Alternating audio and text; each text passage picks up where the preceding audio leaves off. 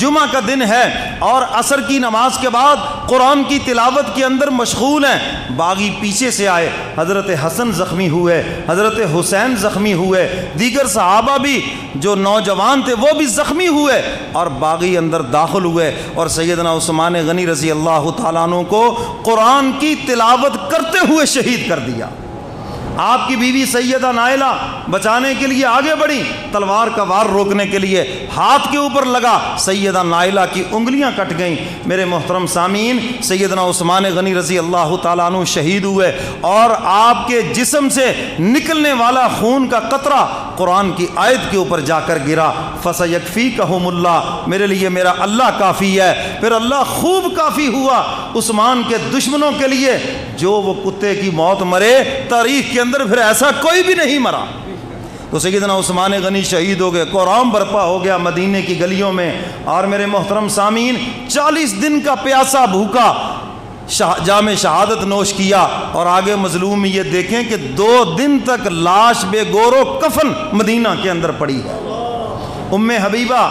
حضور علیہ السلام کی زوجہ محترمہ، جب انہوں نے 2 دن دیکھا عثمان غنی کی لاش اٹھانے کی اجازت نہیں، جنازہ اٹھانے کی اجازت نہیں، مسجد نبوی میں باغیوں کے ٹولے بیٹھے ہیں، آ کر اعلان کرتی ہے حضور کا حرم، اگر آج تم نے عثمان غنی کی لاش کو اٹھانے کی اجازت نہ دی، میں پھر حضور کا حرم ام حبیبہ اعلان کرتی ہوں کہ پھر میں آ کر عثمان غنی کا جنازہ اٹھاؤں گی، اور پھر میں دیکھتی ہوں کہ کون راستے میں دیوار بنتا ہے۔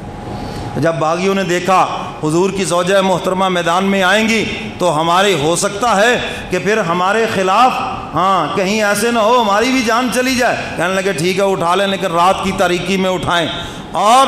چند آدمی اٹھائیں، بڑے زیادہ لوگ نہ آئیں۔ سیدنا عثمان غنی کا جنازہ رات کی تاریکی میں اسی طرح اٹھایا گیا، بغیر غسل کے، اسی خون سے لت پت، اور ان کو کپڑے میں لپیٹ کر رات کی تاریکی میں۔ اور جب مدینے کی گلیوں میں چلا، باغی چھتوں پہ چڑھ کر حضرت عثمان غنی کے جنازے کے اوپر پتھر پھینکتے رہے۔ تم نے جنازوں پہ پھول برستے دیکھے ہیں، تم نے جنازوں کے اوپر نوٹ برستے دیکھے ہیں، آؤ اس مظلوم کا جنازہ بھی دکھاتا ہوں جس کے جنازے کے اوپر بھی پتھروں کی بارش ہو رہی ہے۔ اور جب روضہ رسول کے قریب سے جنازہ گزرا، اللہ اکبر، او عاشق کا جنازہ ہے ذرا دھوم کے نکلے، عاشق کا جنازہ ہے نا، اے عاشق کا جنازہ ہے ذرا دھوم کے نکلے، او مدینے کی گلیوں میں ذرا گھوم کے نکلے، او مدینے کی گلیوں میں ذرا گھوم کے نکلے۔ سیدہ نائلہ